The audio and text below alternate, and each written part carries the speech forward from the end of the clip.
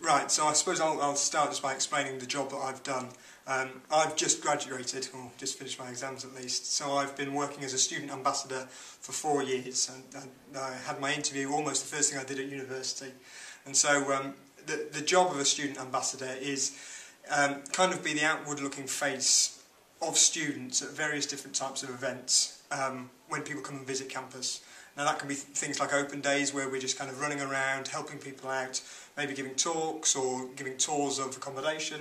Then that might be working with groups of students from low-income families perhaps, maybe people who wouldn't otherwise have thought about university. And our job as an outreach or an Aim Higher ambassador is to kind of make these people realise that university isn't elitist. It is accessible to everyone. It's done in such a way that, say, the student loan, you only pay it back when you can, and as much as you can. And you know, we're just there to make sure that these guys have a good time, have a good positive experience about university, and so when that comes to applying, you know, they're positive. And you've also done some other roles as well, haven't you? So there are other roles that we offer as well, such as mentors, tutors. We've also got some slightly more developmental roles once you've done those roles for a little while. So we've got disability mentor, disability ambassador and senior ambassador as well. You've done a few of those, haven't you? Yeah. I've been a senior ambassador for kind of my last 2 years, which has just basically meant that if other ambassadors are less experienced than me, they can come to me for help, and I can maybe start leading sections of days and things, which I've really found useful. And you've gained skills from having done that as well, because you've been with us for 4 years? 4 years, yeah. Yeah. No, and it's massive, and after kind of just finishing my last year now, I've kind of been through the you know, graduate job interview process. And in every single interview, their first question is, well, tell us about the part-time job you had at university, because I've been a senior ambassador, I've developed leadership and communication and teamwork, and it's great in terms of transferable skills for future careers, but I don't really see it as a job because it is good fun. I do really enjoy it, and it doesn't feel like it's too taxing. But then when it comes to interviews, you kind of reflect and you go, well, actually, yeah, maybe it wasn't just having a laugh with, you know, young people at university. It was developing me into someone more employable. Yeah, you're gaining skills without realising that you're doing it. Exactly. Absolutely. And you've been an ambassador on our summer schools as well, haven't you? Yeah, summer schools, which is, for ambassadors, kind of the highlight of the year. That's a 4-day kind of vocational kind of, you know, staying at university, maybe a group of 60 young people come and live at university, and they have a more intense university experience. So we do social events with them, sporting events, and then we take them to kind of mock lectures. We tell them about the application process, and that's great fun because as a team of ambassadors and as a team of, you know, the students, it's really good fun. And so I've done that for a few years as well. So yeah, it's been really worthwhile. During that residential experience, we do really depend on the student ambassadors to lead those activities, apart from the particularly academic ones. I think you worked on one in 2009, 2010. Mm-hmm. Did you do this year as well? Mm-hmm. Yeah. And as our staff stay with us, we sort of look to them to take more of a leadership role, and that's very much the case for summer schools because we might be sitting in the office doing office-based stuff. And if we've got someone who's really, really experienced, who's out in the field doing the work, then that really helps us, and I think it's helped you to develop as well. Definitely. In sort of leadership skills and communication skills and sort of delegating jobs and things like that. Oh, and it's given me confidence as well, you know, giving me confidence to maybe do things that I wouldn't otherwise have thought about doing.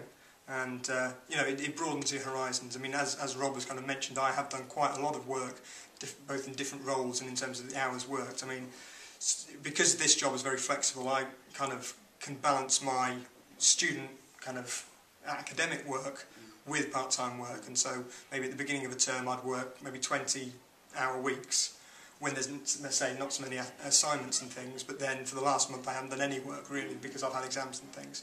And as Rob says, in the summer that's when you can really bulk up your money and your work hours. I think that's certainly the convenience of working with the Winding Participation Officers, that as well as being part of the university, we understand that students' main priority is getting their degree, But alongside getting your degree, you also need to get some skills and earn some cash as well. We've got quite a healthy pay rate. It's averages between about £8 and £9, £8 an hour and £9.50 an hour, depending on what your role is. And for ambassador work, what we have is that we have events run Wednesdays and Thursdays, most weeks throughout the year, apart from school and university holidays. And the ambassadors sign up to which ones they want. So you could sign up to 2 events in a year, or you could sign up every week. We try and allocate the work fairly. We don't employ everybody who signs up for that day necessarily.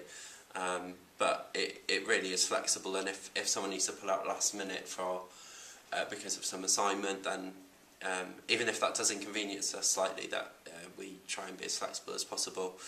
I think the same goes for the other roles that we have as well, like mentoring, tutoring, and the other sort of senior roles.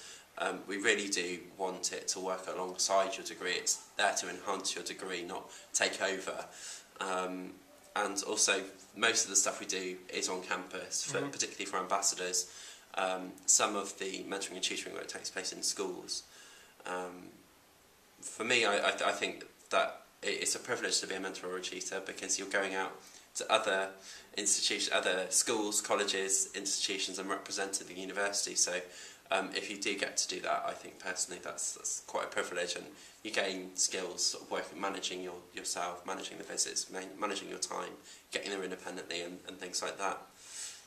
Yeah, I'd completely echo that. I mean, I applied for a PGCE this year, although it turns out I'm now not going to do that. But because I was applying for a PGCE, the work I do ambassadoring doesn't carry, say, as much weight as the mentoring or tutoring that I've done when I've actually gone into a school. So I've essentially been a teacher or a classroom assistant, and it is a very different kind of experience going into a school, you know, as Mr. Cunliffe, as opposed to being a bloke in a red t-shirt called Kenny who has a laugh with you. So it does give you a lot of different kind of aspects of what might be useful in the future.